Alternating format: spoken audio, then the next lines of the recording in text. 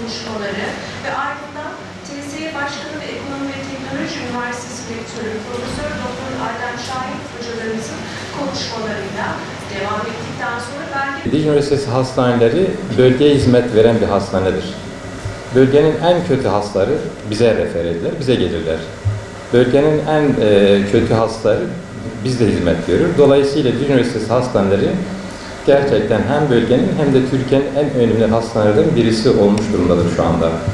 Yeni ekibimizle, yeni yönetimimizle her gün yeni bir hizmet alanı hizmete sokuluyor. Geçtiğimiz yıllarda birçok hizmet alanları devreye sokuldu. Bu senede yeni hizmet alanlarının açılışlarını yapıyoruz seri bir şekilde. Geçtiğimiz hafta, sadece geçtiğimiz hafta yeni doğan yoğun bakım ünitesini devreye soktuk, hizmete soktuk ki arkadaşlarımızın görmesini istiyorum. Çok konforlu, 16 yataklı bir yeni doğan ünitesini devreye soktuk. Ve bir taraftan bebekler hizmet görürken diğer taraftan da anneler için konforlu otel hizmetleri devreye girdi.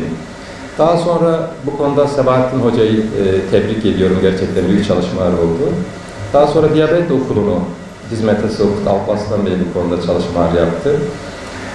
Dün 4 tane yeni ameliyat gözümüzü hizmete soktuk.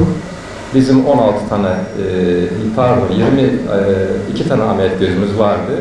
4 tane ameliyat gözünü devreye sokmakla 26 tane ameliyat gözümüz şu anda hizmet vermektedir.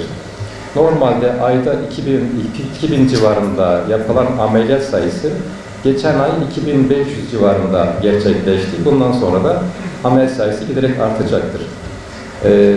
Dün yine radyolojide girişimsel ünitesini devreye soktuk. Çok konforlu bir girişimsel ünite kurulmuş. Yine arkadaşları tebrik ediyorum bu konuda. Bu sabah bilgi işlem merkezimizi hizmete soktuk. Bilgi işlem merkezleri üniversitenin beynidir. Yani tüm bilgiler orada depolanıyor, tüm bilgiler orada arşivleniyor. Gerek Sağlık Bakanlığı, gerekse yetkililer istendiği zaman bütün bilgileri oradan alınıyor. Biz yönetime geldikten sonra son 2 yıldır bilgi işlem merkezi üzerine hassasiyetle durduk. Çünkü bizim bilgi işlem merkezimiz 1995 yılında kurulmuş. O günkü şartlarda iyi olsa da bugünkü şartlara cevap vermeyen bir bilgi işlem merkeziydi. 1,5 yıllık çalışmadan sonra bugün bilgi işlem merkezini hizmete soktuk. Çok kaliteli, güvenliği çok yüksek olan, hizmete açık bir bilgi işlem merkezini devreye soktuk. Onun yedeğini de kardiyoloji binasında soktuk ki bir tarafta bir sıkıntı olursa yedeği hemen devreye girsin diye. Hayırlı olsun diyorum efendim. İnşallah güzel şeylere vesile olur.